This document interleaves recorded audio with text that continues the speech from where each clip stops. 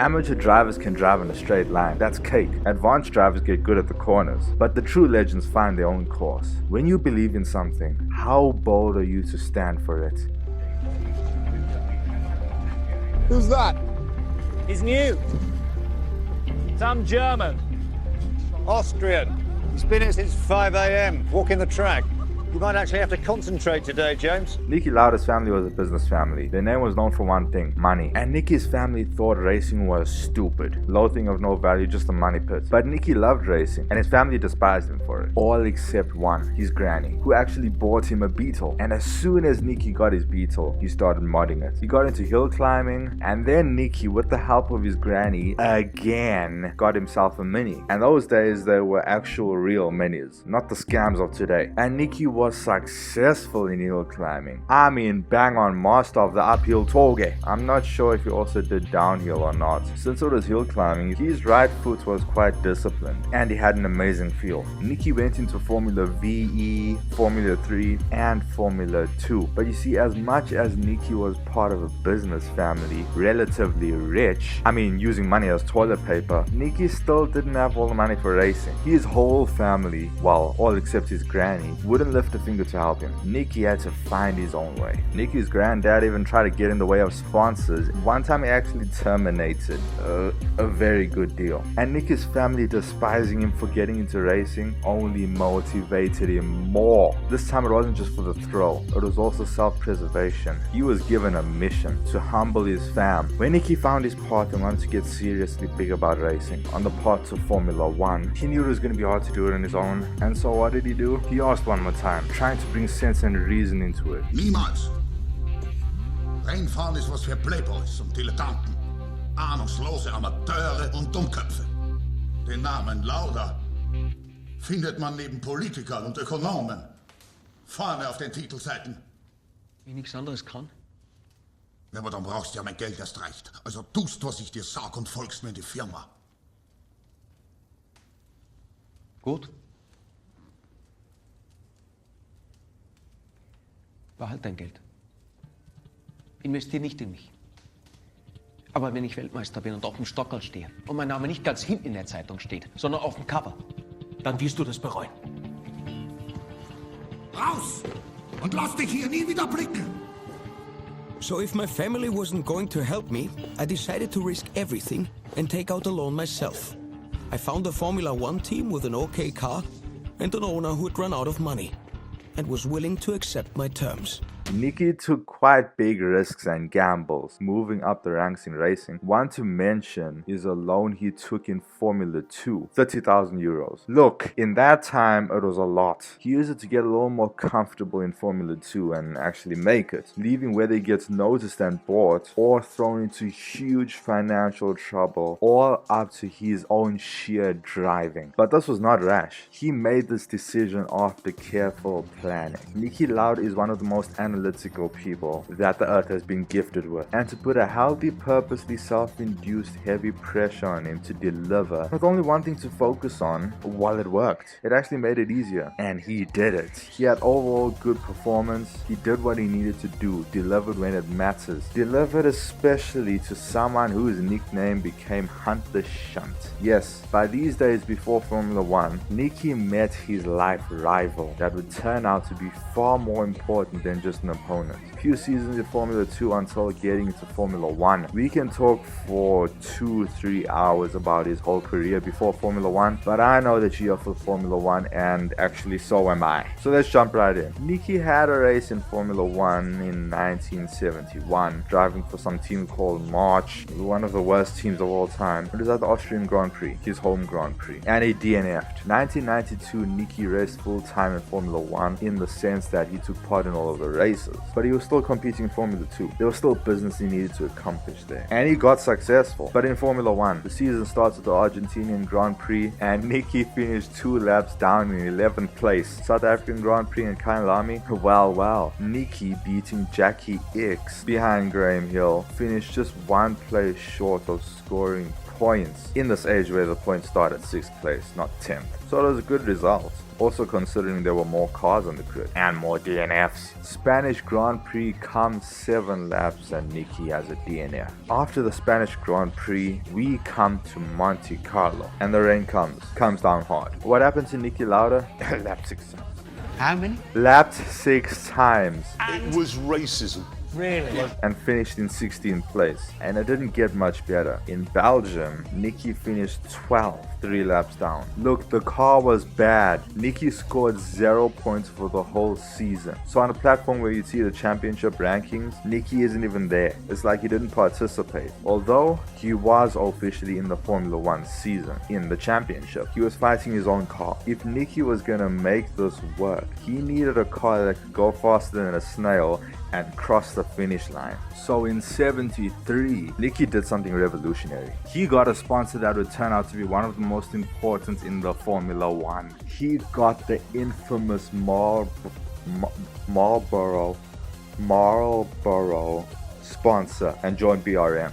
This was the year that it was going to be more in F1 and less in F2. So how did the 1973 season go? Argentina, Niki gets a DNF. Then we come to Brazil and Niki gets a much more respectable 8th place finish. South African Grand Prix, things look grim. He gets a DNF again. Spain is also a DNF. The BRM was just unreliable. This wasn't its time. But then, for the Belgium Grand Prix, Niki pulled out a 5th place finish, getting his first points. 2 points. Yeah, with 2 points. Thing to mention, Niki was a master since his young years at tuning cars because he had such an innate feel, extremely sensitive to all feedback, and he had a very peculiar demand for a rightly tuned car suiting his driving style. And he didn't care about messing up cars. If modifying would spoil the car, well, he would do it because he knew what he wanted and he wasn't ashamed. He made his own car for his own course, and so he also got a lot of experience in tuning with his Beetle and his Mini. All of this together, while in Formula 1 he knew how to set up a car, and he did not settle for anything other than the optimal performance he wanted, a well-rounded, good handling car. And he didn't hold back anything that might be hard to hear. What I mean is, he would call a soapbox a soapbox. If you were wondering, that's actually the more kosher word. But he didn't do this because he wanted to insult. Everyone understood it was for progress, what the team also wanted. They knew this because on track he also delivered. Some of it was taken the right way, and to some others, are you ever not an asshole?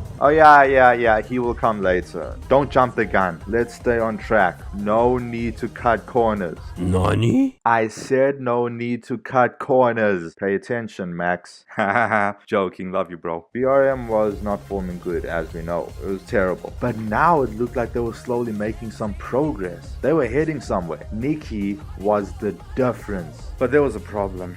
Things were looking a little grim. It is really expensive to race with BRM. Even with Marlboro, as much as they were making progress, it just wasn't enough. So coming to the next race, a lot would be riding on this. And now we come to Monaco. This would be the deciding, defining race that made his life. Niki Lauda starts 6th on the grid. That should already put a grin on your face. He made a strong start, and by lap 24, he was on the podium, 3rd place, but then immediately had gearbox failure. Wow, BRM, progress. But in the time he had to race, he did what he needed to do. He delivered. He showed incredible racecraft, maturity, and technique. This race redefined what it means to deliver when it matters. Cause Niki immediately caught the eye of someone very special. A big name, Enzo Ferrari. But there was a problem. Niki had debt. A lot of debt to pay off to BRM. But then Enzo was like, screw that, I'll pay for it. You come into Ferrari Scuderia. Niki might have finished in a low 17th place in the championship. But this is the same way Ayrton Senna made his mark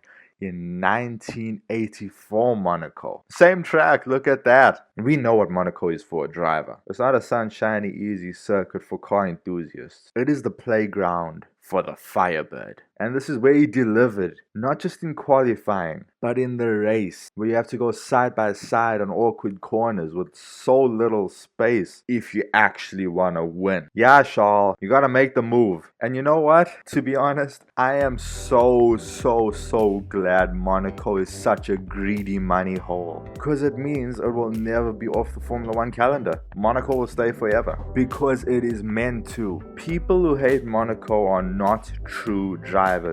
The end. And it is the same with Imola. In fact, I think the war of the greatest Formula 1 track right now is between Monaco, Singapore, and San Marino, Imola the Beautiful. Back to 1974. Ferrari was on the back foot again. They didn't win a championship since John Surtees won it in the 60s. And this time, well, we're in the 70s now. Okay, to be fair, Ferrari did win Constructors' Championship in 1970, but then they took a back seat in lack of progress and performance maintenance. Every team that ended up on the front rows, such as Lotus, Tyrrell, and McLaren, well, they were using a monocoque chassis. And so Enzo Ferrari would be Enzo Ferrari with his classic saying, aerodynamics are for people who can't build fast engines, which you would apply to this about the chassis, using a tubular space frame chassis. Except Ferrari couldn't. He had to swallow his words, because he was clearly outclassed in every way. Not just in speed, but also reliability. 1973 was really bad. So bad their car was that they even withdrew from some races, such as the Dutch and German Grand Prix, to save face. Ferrari, think about that. And as you might imagine, Niki Lauda was not prepared to drive a soapbox and leave everything as it is. So in 1994, for winter testing, Niki's first test drive with Ferrari, well,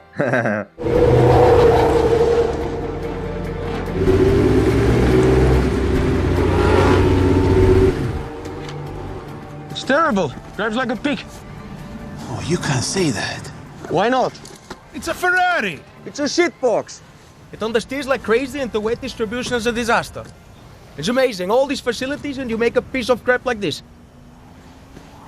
But you see, Niki could say this because his lifestyle was an honest, no BS, forensic, analytical lifestyle. He knew his limits and he was honest with himself. What he wanted was progress. The words he spoke were not to offend. It was to lead the team for the winning possibility they didn't have. Ferrari couldn't help themselves. They were self-paralyzed in a slimy slump. Sound familiar? In China, I got out of the way when you're on a different strategy. Understood. We swapped the cars. Have a tea break while you're at it. Come on. You know what makes this even worse? Guess what's the color of Niki Lauda's racing suit? Nani? Yeah, blue. Although Enzo and the engineers were butthurt by what Niki said, Enzo saw it in Niki and chose to listen to him. And they were rewarded. Niki practically took Ferrari on his wings. This one young driver was showing Enzo how to lead a team. When testing, Niki gave precise, detailed feedback on the car's handling, and he was covering details not many other people would. They worked on the car according to his feedback. Niki Lauda was the leader of Ferrari, and this was the magic season break that would change Ferrari forever. Because Niki wasn't just the leader off track. Season first race, Niki Lauda finishes on the podium, second place. What did you do to that Ferrari, Niki? Oh, and yeah, Niki Lauda has a teammate, Clay Regazzoni. Yeah, these two worked together and Niki showed that he was clearly much better at setting up the car. And as you shall see, he also showed the same thing in his driving. And old man Clay wasn't offended at all. His moustache kept him secure. You know, are you ever not an asshole? Before we go any further, we're gonna take a good look and analysis of something important. Niki Lauda's driving technique. First, let's acknowledge the car you drove. First of all, it is a mid-rear engine rear-wheel drive trans-axle Formula 1. And most of the time, it is front grip bias, meaning sticky front end and oversteery rear end. Niki always preferred front bias grip. Niki approaching a corner would brake relatively early. Coming near turn-in, he would make faint, smooth turn-in while deaccelerating. Then he'd turn in more for the corner. And throughout the first few moments of turn-in, the deacceleration would shift the center of balance forward and the wheel speed ratio would be lifted throughout the whole trail brake. And due to the deacceleration at turn-in with the lifted wheel speed ratio, the transaxle's inertia would push against the engine at the outside offset angle, helping yaw rotate it, laterally deforming the rear tires to a higher level until opening the throttle very smoothly and relatively early, sometimes even before the apex.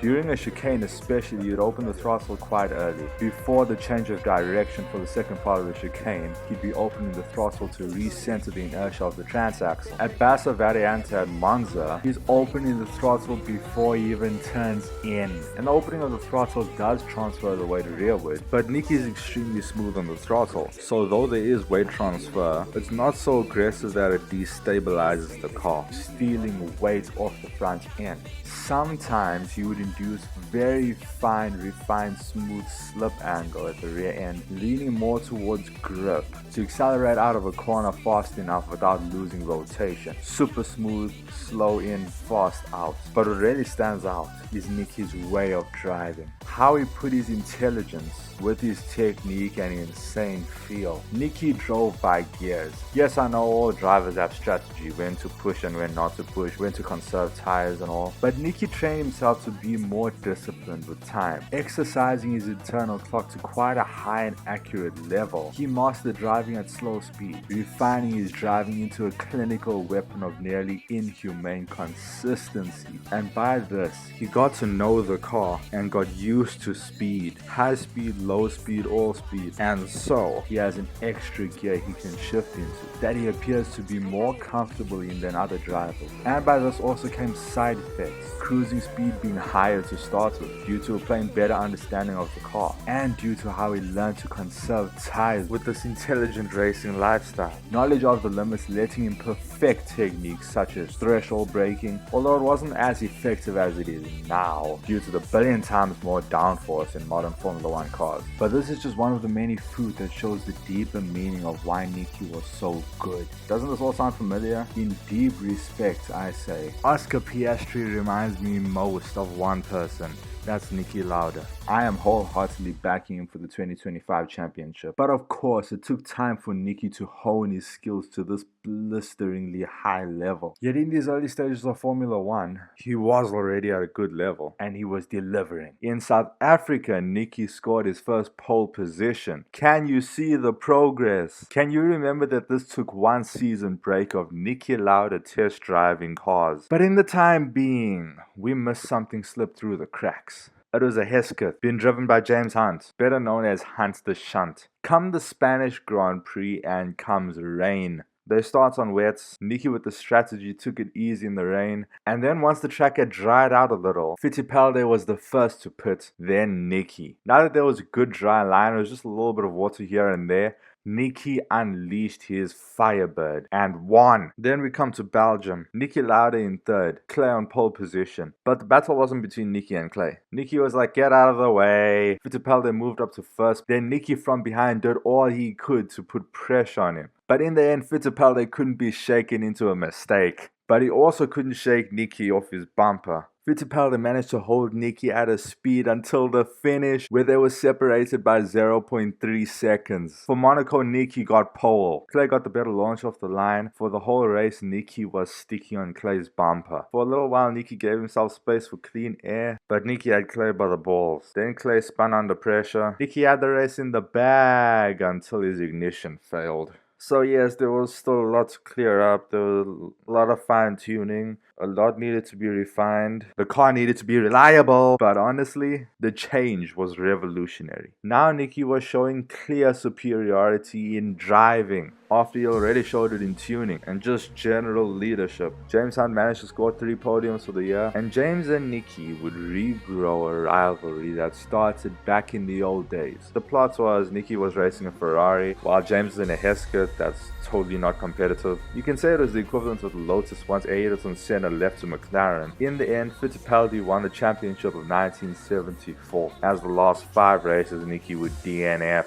But Niki made his mark. He tested the waters. He completed his ambush. And it was all up to time that would give Niki the World Championship trophy, snagging out one more win and another podium for the year. For the 1975 season, Niki was more than ready. For the 1975 Formula 1 Championship, Ferrari and Niki created a revolutionary Formula 1 monster that will be remembered for the centuries. And also need give credit to this guy, Luca de Montezemolo. I think this car made Ferrari. Those 1950s, 1960s stuff, Ferrari dominated very well. They had amazing cars. But if I must take one of Ferrari's race cars and say that is a Ferrari, it is this one. For the first race of the year in Argentina, James Hunt got second place, finishing just behind Fittipaldi, who forced him into a mistake to take the win. Wasn't the best start of the year for Niki, only finished 6th place. In Brazil he came 5th. In South Africa 5th again. Jesse, what are you saying? I thought this was the best Ferrari ever. Look, relax. Oh, so it's gonna get better. While in Spain, Niki didn't even finish a single lap. But when Monaco came, she came with rain. Niki got pole position and he flew off the line, commanding the race from the start.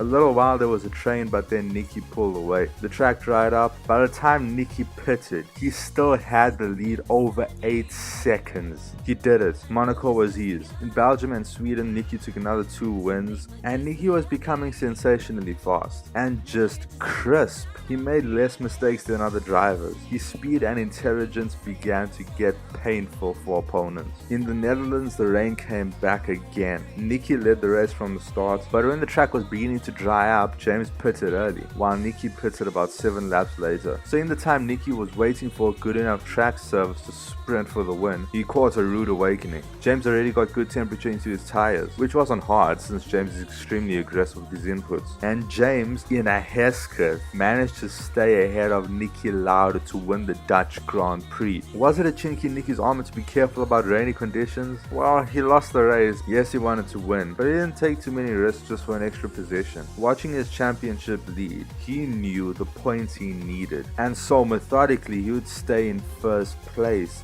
taking care of his championship, conserving the points of 2nd place. Because he was comfortable and he knew the Hesketh is unreliable. And there was the next race. In France on the sunshiny day, starting in 1st place, he dominated till the end. Then to the Silverstone of Great Britain we come. Fittipaldi pulled out surprisingly what was only his 2nd win of the season, finishing positions 56th lap as they called the race to a halt after Jody, James, Carlos and Mark crashed on lap 57. Niki would have finished 4th if the race didn't stop, but instead Niki finished outside of the points in 8th place. Yeah, that was kind of his own fault. Can't depend on other people crashing, but at the same time they should have let the race go on. So then in Germany, Niki took pole position. He led the race until coming into the pits with a completely shredded tire, and so he ended up finishing 3rd. Oh, but then it was the big day. Niki's home Grand Prix in Austria, and it rained hard. Very hard. In the race, Niki was passed by 5 other drivers until this genius started the trend of sliding across the finish line. Niki only managed to finish 6th, scoring half points. He was leading the championship by 17 points, and it wasn't off Fittipaldi. It was off Carlos Reutemann. But still, Niki really wanted to win his home race. This time it didn't happen. The championship was quite competitive. But the thing is, there were only 29 of 54 laps completed before the race was ended. Huh? Why are they doing this again? Anyway, moving on. In Italy, Clay pulled out his first win for the year. He won Monza. Niki on that race won the Drivers' Championship with Ferrari also winning Constructors' Championship. The year ended with the American Grand Prix, which Niki won. Niki won the championship with 65.5 points. Fittipaldi managed to finish 2nd with 45 points. The great Brazilian Emerson Fittipaldi was beaten by Niki Lauda. I said it was only a matter of time since Niki wins the championship, but then in 1976 something crazy happened. James Hunt signed with McLaren. Now for 1976, James Hunt and Niki Lauda would be driving in nearly equal machinery. They'd have a much more fair battle. And saying that, for the first race of the season in Brazil, James Hunt gets pole. James, Niki and Clay were leading the race, shifting from the pack until Niki decided he wasn't interested in coming 2nd anymore. He won. The higher one, all the steering part is more sensitive. Yeah. Immediately you turn the wheel, it comes. That's means good. The car is not nervous. It would need some more adjustments to get it right. The performance in the corner after the thing is the same as this and the other time. I mean, the performance for me is absolutely the same. Only the first little nervosity or whatever you want to call it. Why you are quicker? Because it's easy to drive. Similar sort of tires to us. What are other people doing? No, he's been out on that front again this afternoon. That's empty to try him next. Niki? Yeah, and that's what he's doing his times on now. What's he doing now, you know? No. For the next race in South Africa, James took pole again. Grand Prix starts and there's a dogfight until the end when Niki finishes first with James only 1.3 seconds behind him. James was showing incredible talent and speed. He was handling the McLaren well, but he was by no means formidable. Although underestimating him is a sin, because this year would be the dogfight of James Hunt and Niki Lauda. Maybe a shock observer broke. Just was struggling all the way to the race. But now you'll be able to go home to Ferrari and you'll be happy, huh? Right, I hope so. I brought these 9 points anyway. Emerson was out of the picture, but while Formula 1 was going on, Niki Lauda was farming, building a new house too, and he rolled his tractor. Seriously, Niki, you can drive a Formula 1 car so well, but you roll a tractor. He broke his ribs. Yeah, oblivious to the fact that he needs to keep himself in good condition for Formula 1. But if anyone told Niki off for this, he'd tell them to shut their commie mouths. Niki had his own life, and Formula 1 was part of it. Anyway, next race, Niki starts next to James Hunt, who is on pole. The race starts, Niki shoots past James up to the first corner. On lap 30, James took the lead and won the race. But then, Niki took notice of James's car. He saw James's tires were 1.8 centimeters too wide. So he reported this and got James disqualified. I mean, this worked for the beginning. Niki got the win for Spain, but then McLaren appealed the disqualification and they got their way. But the fact is, McLaren had to change their car. They had to make it fit within the regulations, and that had a very good effect. Next race in Belgium, which we know Niki has a thing for, well, he got pole. The race started and Clay was a snail off the line. James took second place before the first corner. Niki and James pulled away, driving in a league of their own. But then James got a tail of smoke. It was a gearbox fault. Niki won the race and Clay was about 4 seconds behind him. Then came Monaco. Niki qualified P1 on the track where he needs it the most. Niki makes up a 6-second gap to Clay and all his other opponents. In the end, Niki had a lead about 9 seconds and a point lead over James Hunt in the Drivers' Championship of 32 points. Niki knew for this championship he had to put foot down. The competition was much higher, the stakes were higher, and now he had something to lose. Next race in Sweden, Niki started 5th place on the grid. Jody Scheckter took pole. Niki finished 3rd place. But the crazy thing is, this was Niki's worst result. A podium! Clay was the clear tag along. Old man finished in 5th place behind James Hunt, who on this bad day was in 4th. French Grand Prix, James and Niki started in front row. The race starts, Niki bang on with his start once again, but then Niki DNF'd due to his engine crankshaft deciding it wasn't interested in working anymore. Clay also retired. James won the French Grand Prix. In Great Britain, Niki won again. James was disqualified once again. But then, it was the big race of the year. I talked about Monaco being the playground for the Firebird. This next track is the boot camp of the Firebird. The Nürburgring Nordschleife, the racetrack nature designed, because the Nürburgring is the fastest, most fluid in corners and undulations and speed, sculpted by the forest of Nürburg, Germany. A magical rhythm seen nowhere else, that if you fall out of, you will feel a gravity force sucking you into the barrier, which is not strong enough to hide you from the trees and the drop of 1,000 miles. Crests that have one desire, to spin you around at hovering. Some parts of the track are exposed to sunshine, while others aren't, creating mixed conditions that constantly change. Bumps are cruel and unforgiving. Not just cruel to the driver, but also incredibly demanding on the car. The straight is not even a straight, it's gay. Okay, that's funny, but the Nürburgring is not gay. It's the furthest thing from gay. A track that you can actually call gay is Monza. It's just a bowling alley. Okay, that's harsh. Sorry, Monza. This is the Nürburgring. We call it the Torgay of racetracks. Monaco does not have moss growing on some parts of it. It's adrenaline heaven. And Niki Lauda in his time was the fastest on the Nürburgring. But the thing is, this time, for the 1976 German Grand Prix, it was worse, a lot worse. Besides the fact that the cars didn't have enough aero to stop them taking off at every crest, it had been raining and the cars were faster. So Niki called for a driver's meeting. Gentlemen. Well, gentlemen, please be quiet. Thank you. Niki Lauda. Thank you. I called this meeting Because as all you drivers know, the Nürburgring is the most stupid, barbaric, outdated and dangerous track in the world. You've all seen the rain that has been falling today. Now those of you with experience know the ring needs perfect conditions to be even remotely acceptable in terms of risk. Now today with the rain is anything but perfect. So I called this meeting to take a vote to cancel the race. Cancel the race? There would be no change to the situation as far as points is concerned. The race would simply be cancelled. This is bullshit. If the race is cancelled, none of us get our race fees. That's true. You leave without your fee, but you might leave with your life. It also means that you would effectively win the championship.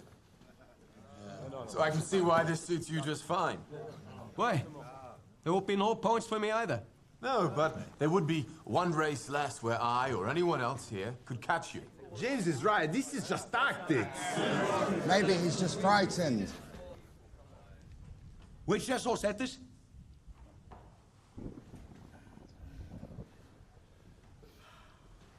Yes, of course I'm frightened. And so are you. I accept every time I get in my car, there's 20% chance I could die. And I can live with it. But not 1% more. And today with the rain, the risk is more. I suppose that all depends on how good you are in the rain. I have the track record here. I'm the only person in history to do the ring in under 7 minutes. So actually, it's to my advantage to race it today. Because I'm quicker than all of you. Fine. Then let's race. Yeah. Niki, let's race. Gentlemen, please. Why are we here, Niki? Come on.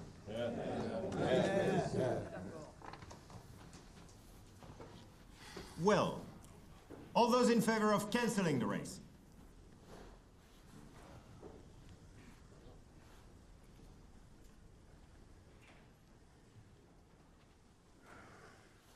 All those in favor of racing?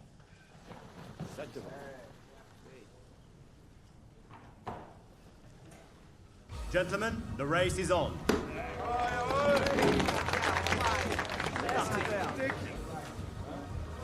You know, Niki, every now and then it helps if people like you.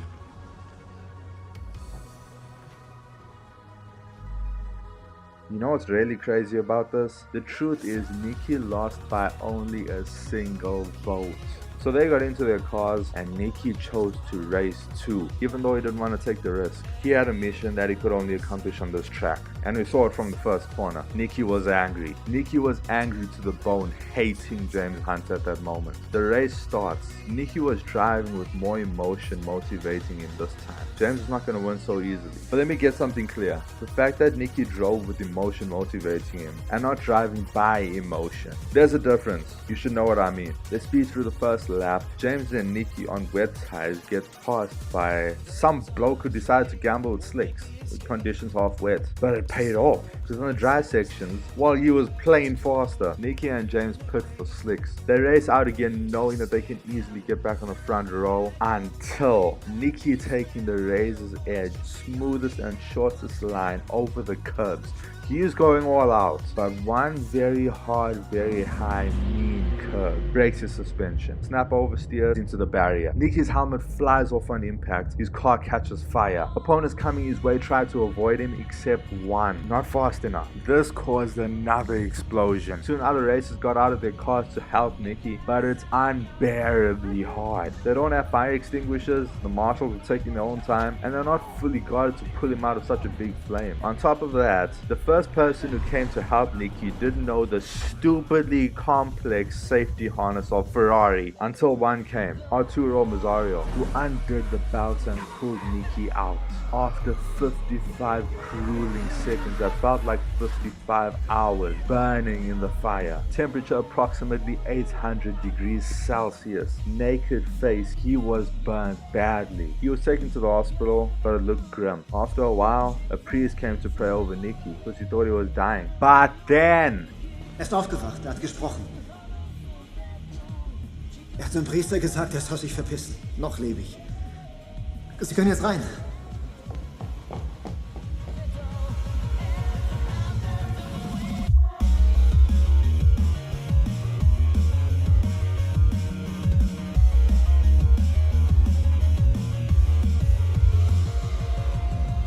Niki Niki got a lung flushing operation. Extremely delicate and dangerous thing to do, but he needed it. I don't care if it's irreversible, I don't care if it damages me. I need it. He also had to get plastic surgery. It took skin from his thigh, slapped it on his head. Niki Lauda was a live petrol heads, but this thin margin between life and death, well, Niki danced with both until he grabbed death by the balls and put them in fire without a helmet. Niki was fighting for his own life, but he was also highly motivated in brutal, cold anger at James. He gave it hard thought and made his decision. Only 42 days after the crash, Niki was putting his helmet back on, 100% sure and ready for the Italian Grand Prix. Once he put that helmet back on, he didn't look back once. He was determined. It's Niki. What about him? He's here. He's racing.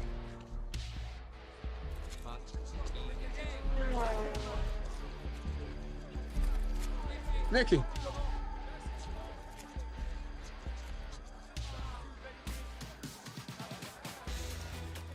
Bad bet, huh? No. In hospital, I asked them straight, no bullshit, how bad my appearance would be. They said with time it would be fine. But it won't. I can tell, seeing your reaction. I will spend the rest of my life with a face that frightens people. No, Niki, I tried to write you a letter at the time to apologize. At the drivers' meeting in Germany, before the race, I swayed the room. Yes, you did. That race should never have gone ahead. No, it shouldn't. So in many ways, I feel responsible for what happened, and... You were. But trust me, watching you win those races while I was fighting for my life, you were equally responsible for getting me back in the car. Niki never told anyone until modern times. Although he didn't look back, he didn't recontemplate his decisions, but he was scared. We saw a picture of true power and strength, racing immortality, determination and resilience. But behind the visor, Niki knew it was a big giant to face. But Niki Lauda managed to qualify P5 ahead of his own teammate Clay Rigg. Clay should really be fired by now. A tractor and a fire try to take out Niki and he's still faster. At least the fact that Monza is a bowling alley and not a tour game means it's a little kinda to Niki when it comes to G-force, you know. It's just not as hard. Wait, what? Which just all said this? There's almost no difference. Okay, there is a huge difference, but this is Formula 1. Formula 1 is Formula 1. Niki Lauda racing again 42 days since his date with death. I don't care what track it is. That is marvel. Visor down. Red lights come on, awaiting the green for Q to go. Niki braced himself to fight fate. But for the beginning of the race, Niki dropped back a bit, not fully up to speed. He was struggling to keep up, but then Niki did the impossible. He made a decision, programmed his brain with one single switch, and that was it. By lap 14, he was back in the points. Then he moved up to 4th place. He fought a hard battle with Jacques Lafitte in 3rd place before getting repassed by him, but then it happened. James Hunt, standing by his McLaren, watched the marvel of Niki Lauda sprint past. Niki managed to finish in 4th. Clay won the race in P1, but no one cared about the podium. All eyes were on Niki, because once he commanded it, it happened. Next race was in Canada when James Hunt took pole. Niki started in 6th place, just scraping into the points, but in the race Niki had it hard. He only finished 8th place, far out of the points. When it came to Watkins Glen, Niki started 5th on the grid, and he managed to finish 3rd place behind Jody Scheckter. James Hunt won the race and he was in a rhythm. Since Niki crashed, James had rapidly been closing the gap, taking full advantage of Niki's weakness with no forgiveness. But then came the race where he'd also need to pull his pants up and give respect where it's due, the Japanese Grand Prix. And for this time in 1976, it was flooded. The rain poured down. It was the last race of the season, and Niki was only leading the championship by 3 points. So whoever won this race between James and Niki would win the 1976 championship. It was all riding on this race. The Japanese Grand Prix hosted at the Fuji Speedway, one of the fastest tracks, one of the most beautiful magical rhythms very different from all other tracks. Japan always gives us something beautiful, and now we were back. Not having the type of rhythm you get at the Mountain Pass or the Nürburgring, and it didn't have the over-structured fake auto-tuned bowling alley rhythm of Monza either. It was something rather more classical. Niki and James knew exactly what was riding on this. Niki's unworthable strength to come back and win points. And even the protest against James Hunt's large tires in Spain, remember that? The points were kept, but the damage was done. James's car for a while was nothing but a ticking bomb. It slowed him down to gain points. And while Niki was in the hospital, James's efforts to gain points was not enough to nail the championship earlier on. The day of the race, rain came to flood the place like it never has before. But for Niki, this last race would be a defining moment.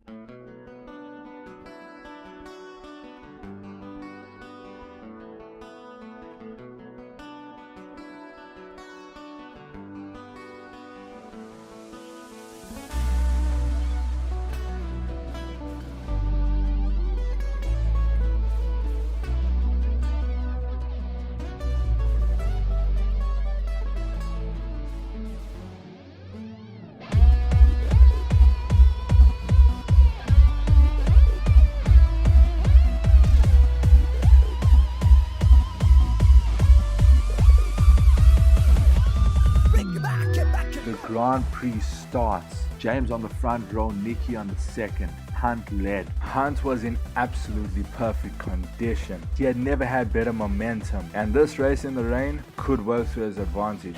Niki started making up places, slipped right behind James Hunt, and the fight was on. But then on lap 2 something crazy happened. Why is Niki in the pits? Niki calculated the risk and decided not to carry on racing in the conditions. And on top of the fact that the conditions were dangerous, it's impossible to see anything with opponents spray in front of you. After his crash in Germany, they did what they could, but there was one thing they couldn't fix. His eyelids and tear ducts couldn't properly be repaired. For the first 2 laps, it was like hell for Niki. He couldn't blink properly. It was simply unbearable. So he got out of his car, took off his helmet, smiled at his wife. Niki's engineer was like, Niki, what's wrong with the car? Nothing. Car's perfect. What are you doing? Stop it! It's too dangerous! Non ha niente. You want me to say there's a problem with the car for the media? No. Tell them the truth. Niki was not scared of what other people would think. It was his decision that affected his results, and it was what no one could change. But then James saw Niki retire, and so he was probably like, oh hell yes. And James showed a magic at the Fuji Speedway, being absolutely formidable in the rain. People around him were crashing and spinning, but James was dominating. But then he got a slow puncture that ended up killing his pace, sending him to the pits on a painfully stressful lap 68 of 73. He got new tires. His engineer was like, James, come on! Listen, what? Just go easy out there. What are you saying? I'm saying look after yourself. We want you back in one piece. You're too far back. There's too many drivers in front of you. There's all's next year. So that's it. It's over.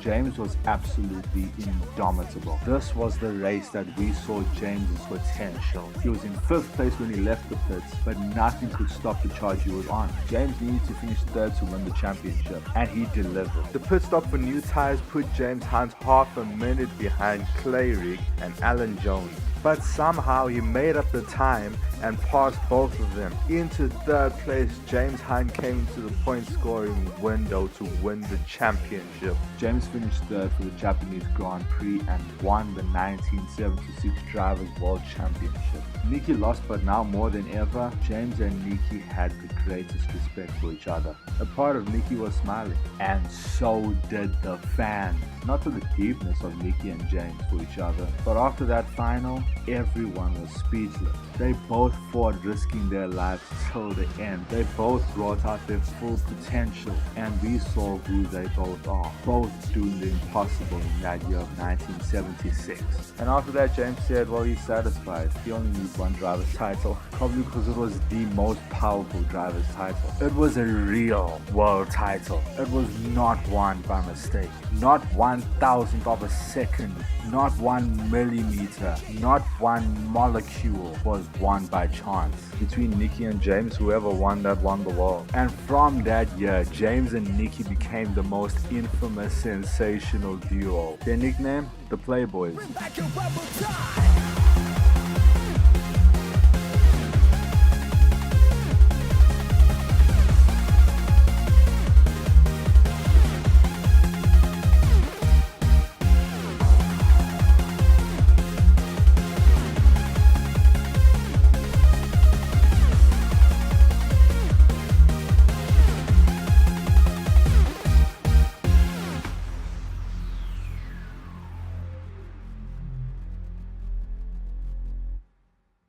In 1977, Niki had quite an easy championship win. Well, not that easy. See, after something so marvelous, so beautiful, so amazing, well, I'm afraid in the time that we were not paying attention, there were rats chewing the wires. But they were bigger than rats, actually. So, by now, we should turn our attention to the elephant in the room. You see, as soon as Niki had his accident in Germany, Ferrari got a replacement driver, Carlos Reutemann. And after the Japanese Grand Prix, Ferrari actually hated Niki. They were not confident on keeping him in the team. They felt Niki didn't regard Ferrari high enough as his own religion. So Enzo Antonelli began to be cold on Niki for the rest of the season of 1976. And they didn't give any support to him, but rather they isolated Niki, favoring Carlos. It's the business-like way of saying you're fired. And the cherry on the top was Ferrari only gave Niki a 1-year contract renewal. Enzo, after all Niki did for you, after he took you out of the drooly, stinking slumps you were in because you don't know how to build a car, you couldn't get yourself out of that slump even with all the extra cash you had to wipe your ass with. This is the problem with Ferrari. They think they are a religion and Enzo is a faultless god,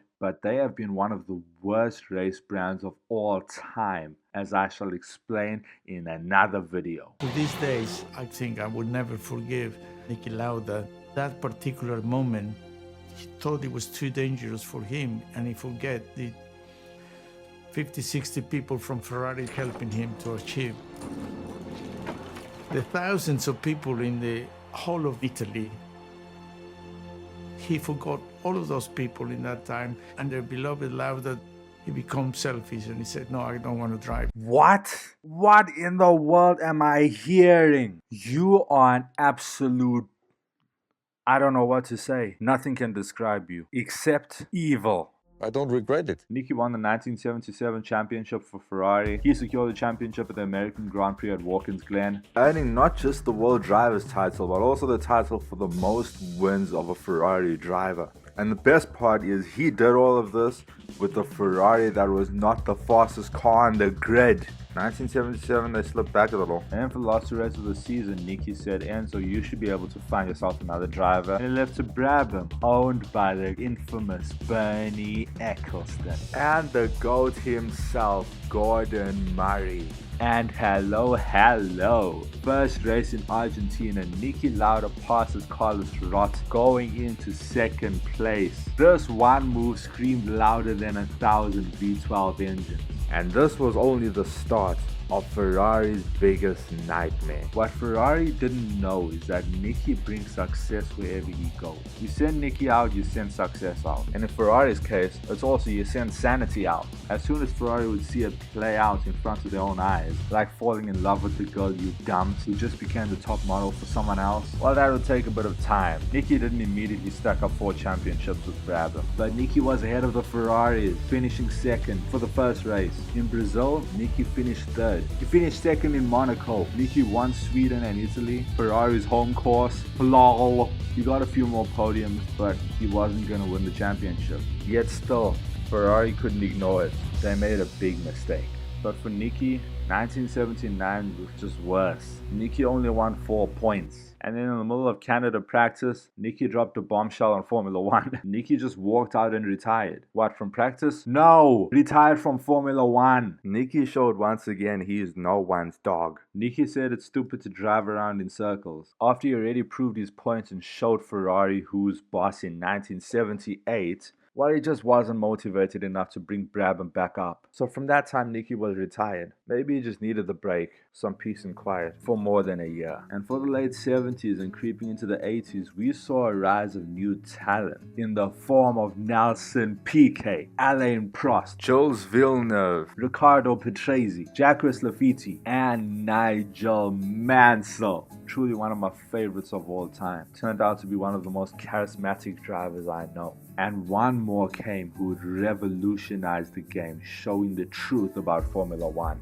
In the time that Lauda wouldn't be racing, he showed his legend and genius in another way. He made a flight company called Lauda Air. But in these 80s, the air business was proving expensive, and Niki was missing his best friend, his race car. Deep inside, he wanted to race again, and now he had the credit to almost walk into any good car, because his history gave the picture of near pre-guaranteed success. After careful planning, he chose McLaren, and McLaren wasn't nearly the fastest. James Hunt's old team, McLaren, in 1981 finished 6th in the championship. But what everyone didn't know is that they were going to leave a hole in Formula One through the rest of the 80s. Niki Lauda came back. He said it was to get enough money for Lauda Air, but we know why he's back in the racing. Ron Dennis at McLaren was deeply interested in bringing Niki back into Formula One.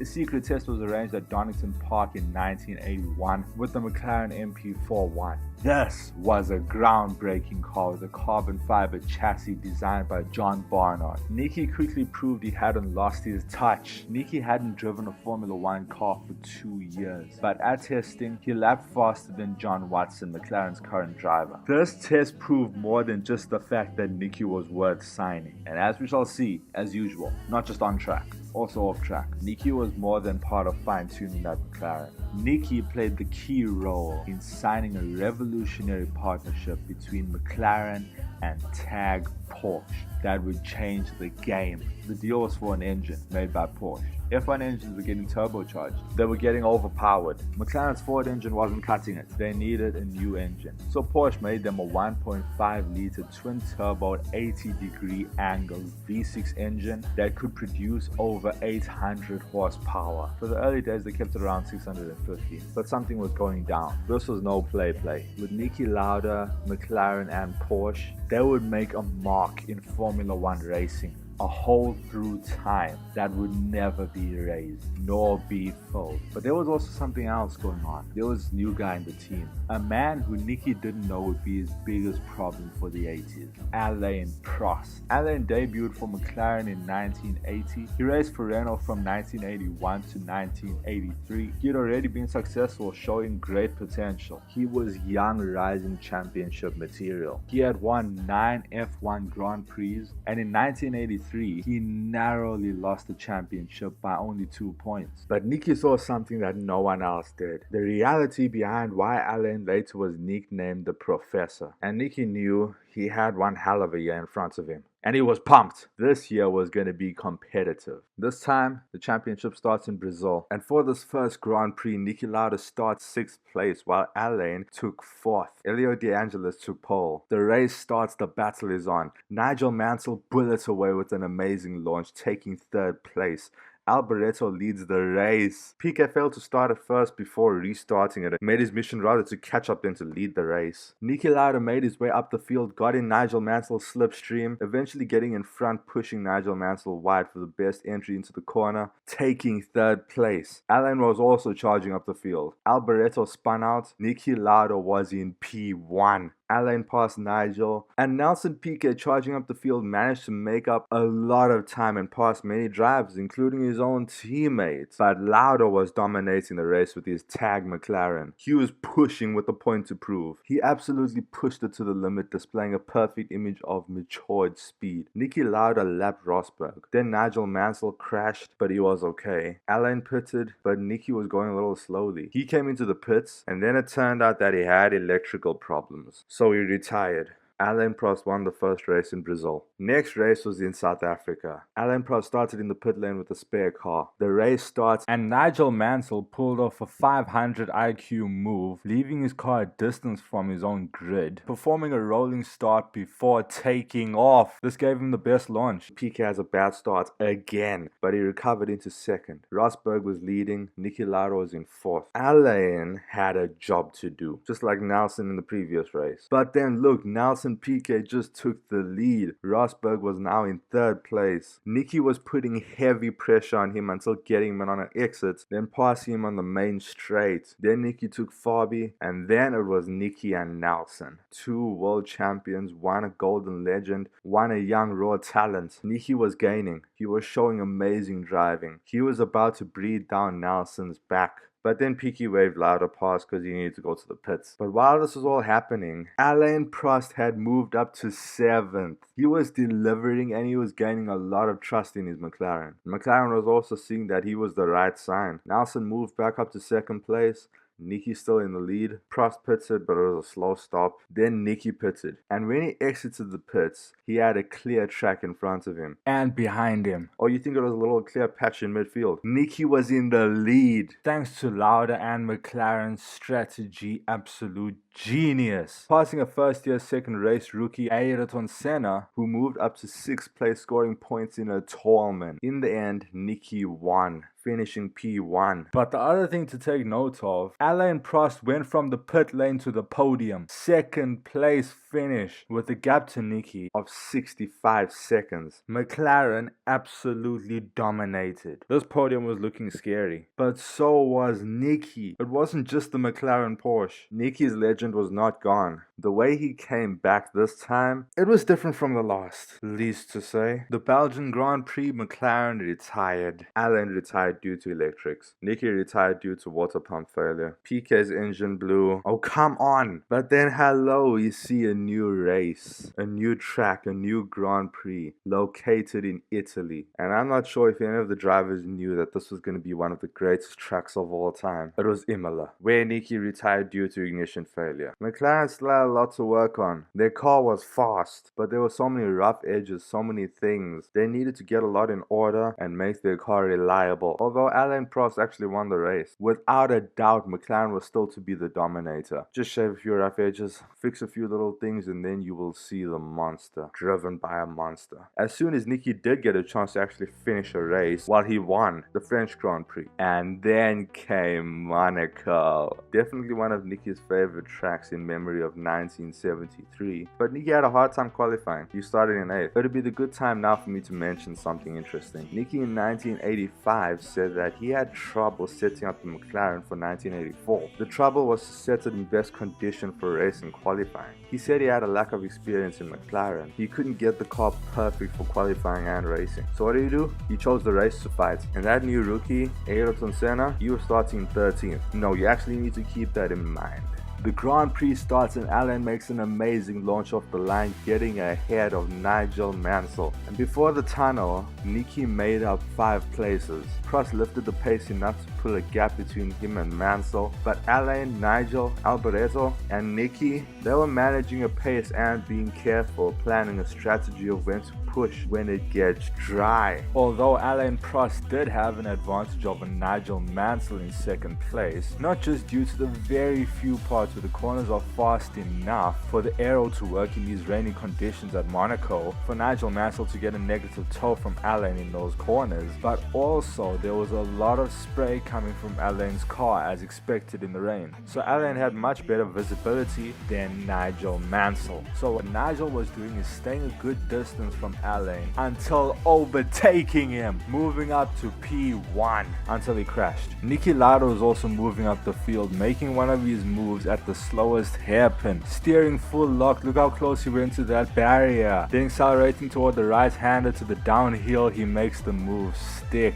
But somewhere else far behind in the pack, there was a possessed Firebird who uninvitedly decided to burn the script. Rain that would usually be the great leveler, leaving it all up to driver skill and not about car performance. While in this race, yes, the Firebird did burn the script. He was flying up the field, doing it as if it's dry, yet the water was literally flowing down the track, completely comfortable in the rain. This Firebird was Ayrton Senna, while Jonathan Palmer, Derek, many other drivers getting tripped by the rain. Alain Prost and Niki Lauda having a safety margin. Ayrton Senna, on the other hand, was finding grip in ways that other drivers were not able to. Starting in 13th, well, guess where he is now? Right behind Niki Lauda. Niki Lauda in this time was working like a forensic surgeon, finding his way up the field. He landed P2 and he needed to catch Alain, but he didn't anticipate the speeding Ayrton Senna charging with fire right behind him. Niki tried to defend for a while as Ayrton was practically on top of him, but then he was gone. Before Niki knew it, Senna was beside him and then he was in front taking the first corner. Senna passing Niki also felt his aura, so they went together to chase Prost, but Niki knew he saw something surreal. He got caught in a flash by the Firebird. It's not something usual. So Niki trying to stay with Senna to catch Prost while there was no option but to push. He had to stay in Senna's pace and then he spun out. He couldn't do it. He didn't manage to keep the engine running, so he couldn't rejoin. The front wing was damaged. He was out of the Monaco Grand Prix. Ayrton closed the gap until he was sniffing Alain's bumper and he was ready to burn him down to second place, winning the Monaco Grand Prix. Ayrton was operating on another level. He was catching Prost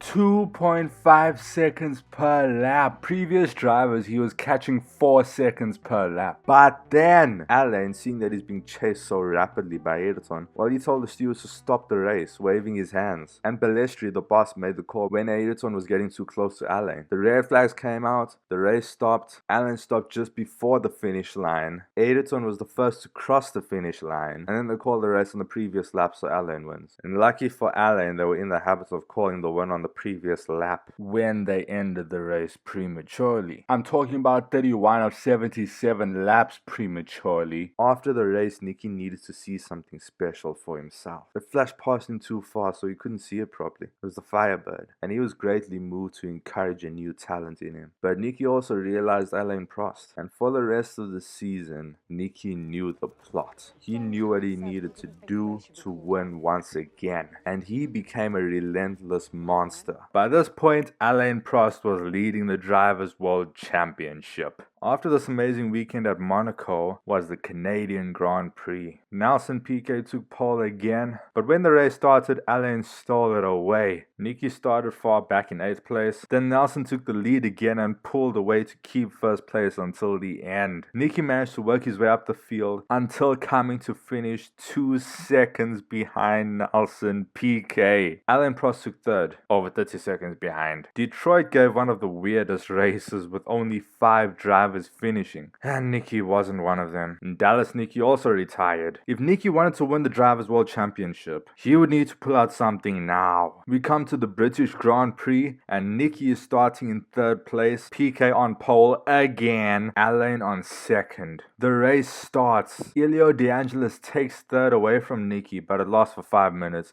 Niki takes it back and starts breathing down Alain's neck until Alain overtakes Nelson Piquet. Niki picks up the pieces, overtaking Nelson straight after his momentum drops, but then a crash brought out the red flag and the race started all over again. And this second start was starting with the grid from qualifying. They were restarting the whole race. Basically, Nelson was given a second chance to hold his position, and it didn't work. Alain got the best launch and shot in front of Nelson into 1st place. Niki gets into 2nd. Alain gets problems. Niki goes into 1st and wins the race. Ayrton Senna comes 3rd in his Tolman. A podium again. Wow, how is he doing this in a Tolman? Alain wins in Germany and Niki comes 2nd. Ayrton's wing came off, sending him into the barriers full force. And he was extremely happy about it. I mean, look how he got out of the cockpit, stood on the grass, and then showed how much he loves that steering wheel of his. Barriers. Then came Austria. Niki's home race that he never won. He had the home Grand Prix curse. But going into this one, he was determined he'll do what he needs to do to win. Also the fact that the championship was riding on it. Nelson Piquet was relentless in qualifying for the whole year, getting pole again.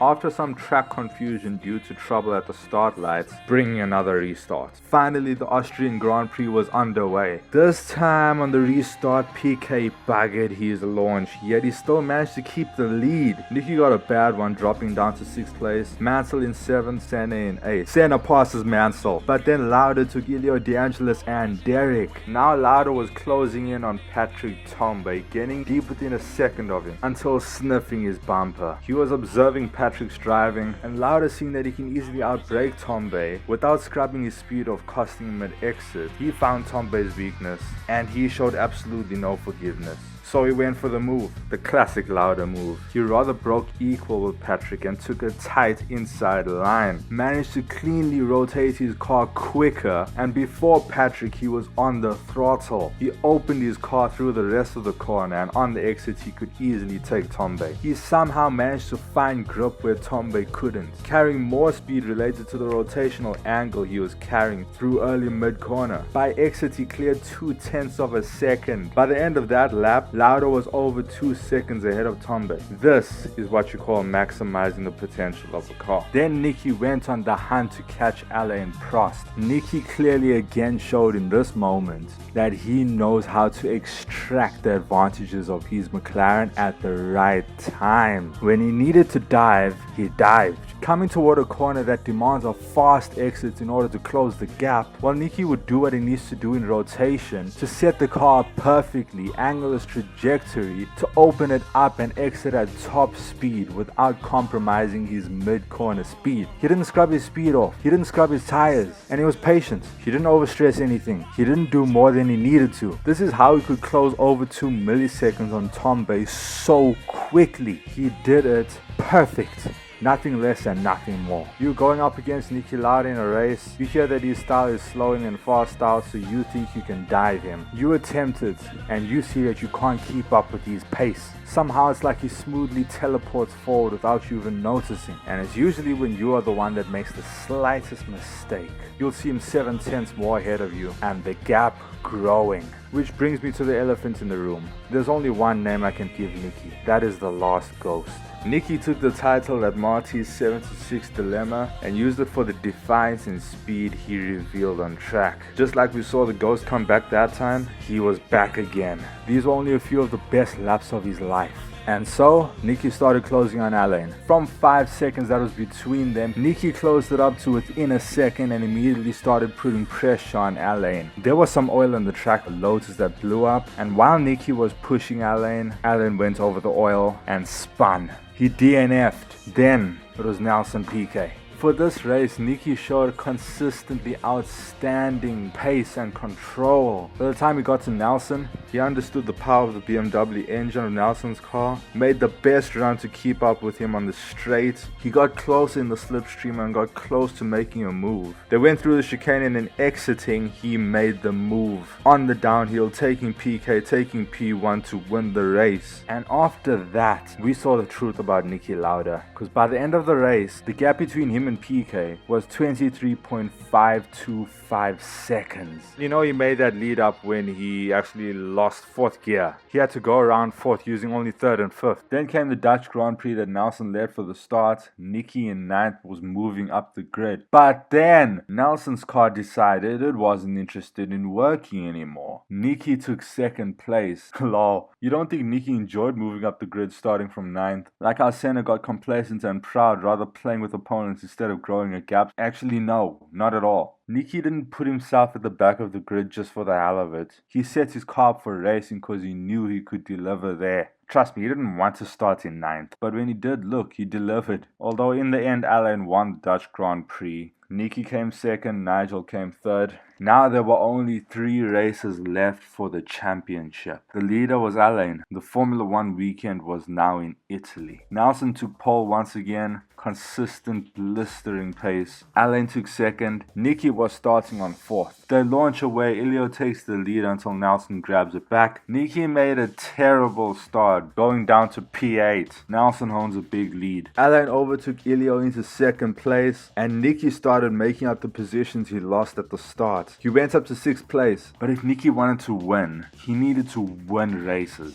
Leading order was Nelson PK, who was pushing from the start to grow a big lead, build the cushion behind him. Second place in the Lotus was DeAngelis, then was Alain Prost. And Nelson was successful. He was showing blistering pace. Then Alain Prost pulled out of slipstream to take second place on the straight, and he did it, P2, while Niki Lauda moved up to 6th place. However, Nelson was relentless, and it looked like the strategy was gonna pay off in this race. The BMW engine was extremely powerful, perfect for the Monza circuit. Patrick Tambay was now closing in on Alain Prost, and they were both trying to get to PK. And then PK made a dreadful mistake going on the grass almost off the circuit, but he controlled it well enough. But it did take away his momentum, and it was on an exit before a long straight, so it definitely costed him. But he had a good enough cushion that it didn't cost him place. There was still a good enough gap. The front leading trio started getting tight together. Then it was the second trio, then the rest of the pack. Niki found an efficient place on the straight to pass the Lotus in front of him without using up his tires for a lunge or something. But he just didn't have enough power when he left his toe, and the Lotus outbroke him, and he wasn't interested in a braking battle into the corner. But then once he set it up properly, he overtook him on the straight.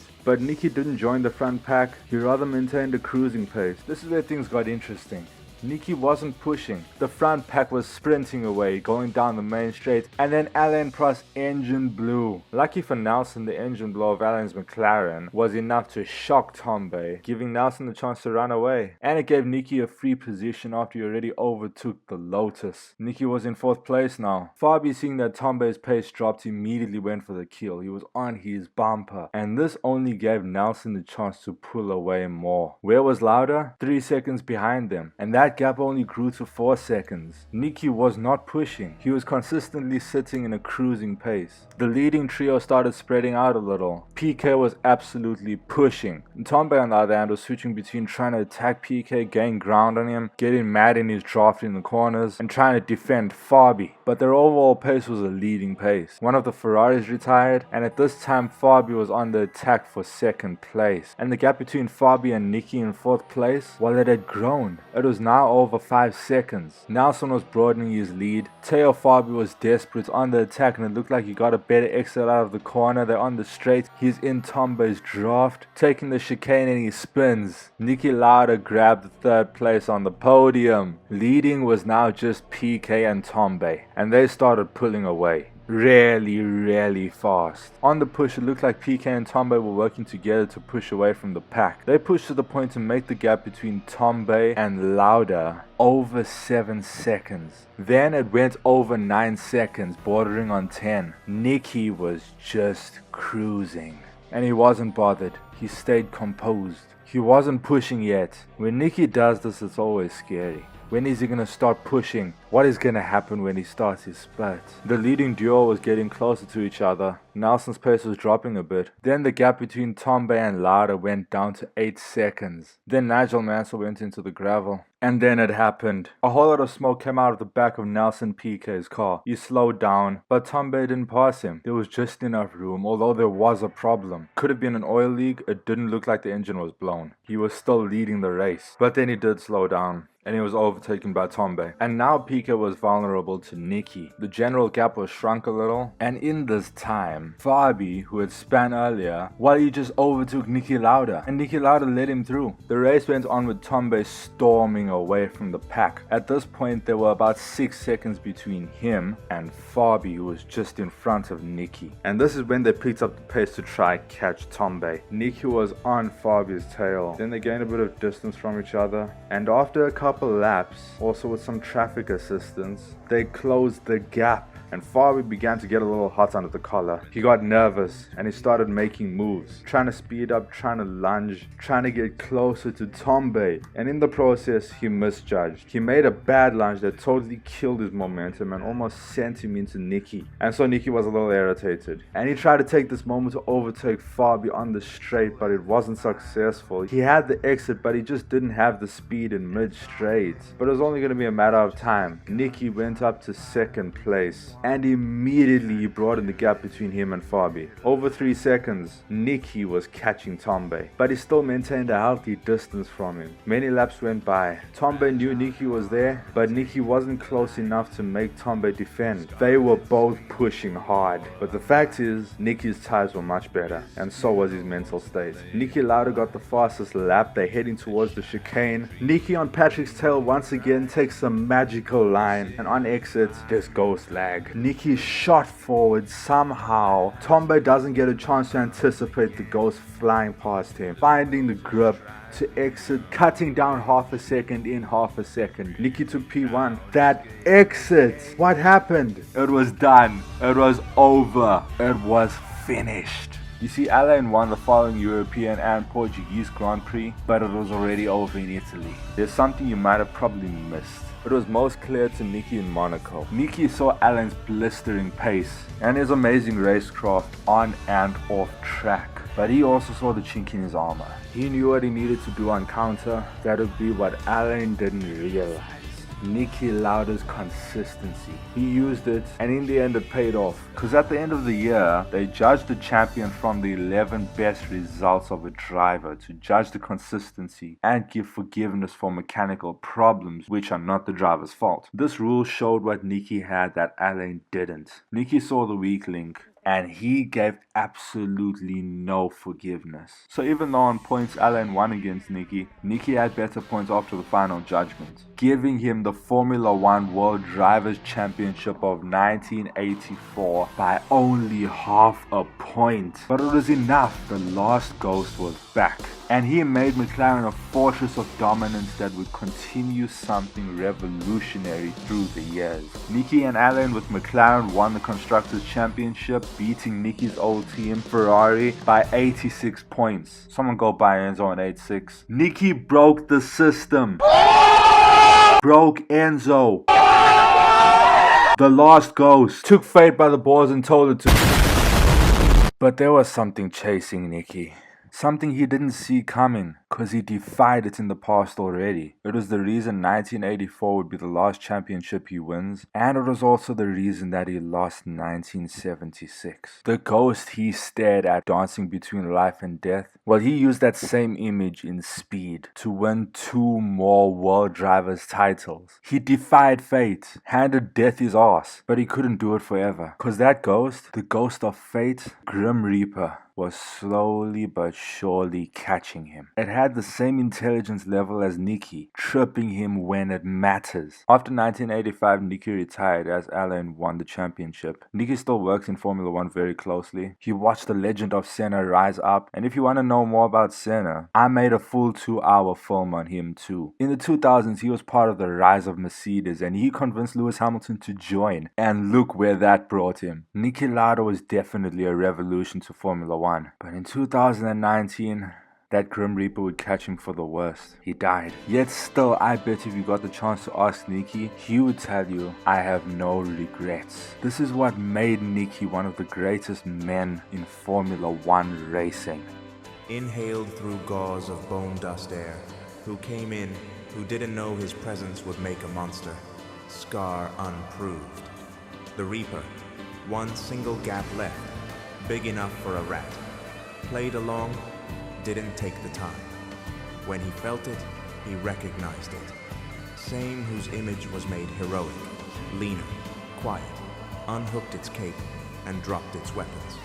No flames, no trials, no breeze, just silence. Watched it fall before his eyes. You held me once, but only time told how trade for trade I use your image. And he who outbroke fate was reaped. Legends might die, but they still live in the hearts of the ones they leave behind.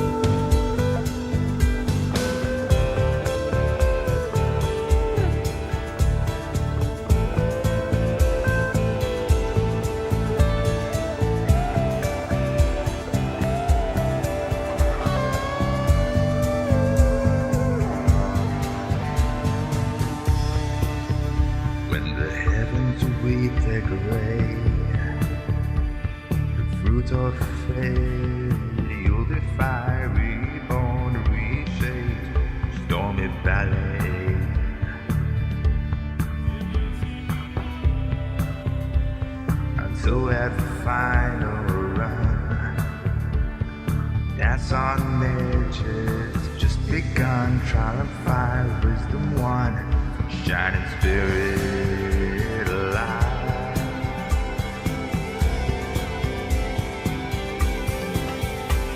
In fragile carbon, take the flight. Scarlet screams for all our might. Risk it all to claim the light. That shining dream for gaining right. This inner fire turns the page. The last ghost has come again. The will to strive beyond the rage. Free from doubt, escape the cage.